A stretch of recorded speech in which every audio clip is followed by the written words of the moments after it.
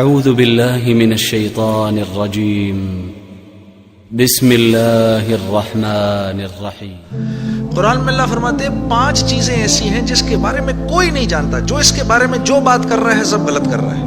5 چیزیں کون سی ہیں؟ سب سے پہلے ان اللہ عنده علم الساعہ، اللہ کہتے ہیں سوائے اللہ کے کوئی نہیں جانتا قیامت کب آئے گی۔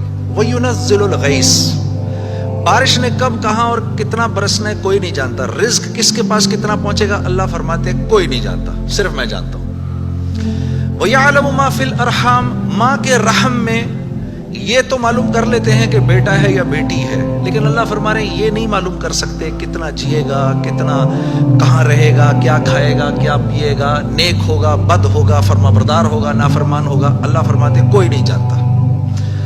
پھر اللہ فرما رہے ہیں وَمَا تَدْرِي نَفْسٌ مَاذَا تَكْسِبُ غَدًا، کوئی نفس یہ نہیں جانتا، انسانوں کو چھوڑو، کیڑے مکوڑے بھی یہ نہیں جانتے کہ کل ان کو ان کا رزق کہاں سے ملے گا۔ مجھے نہیں پتا تھا کہ آج میں کھانا یہاں بیٹھ کے کھاؤں گا، کوئی آئیڈیا نہیں، اللہ کوئی نہیں جانتا۔ پھر اللہ کہہ رہے ہیں 5ویں چیز وَمَا تَدْرِي نَفْسٌ بِأَيِّ أَرْضٍ تَمُوتُ، کسی نفس کو نہیں پتا کہ اس کو موت کب آئے گی اور کہاں آئے گی۔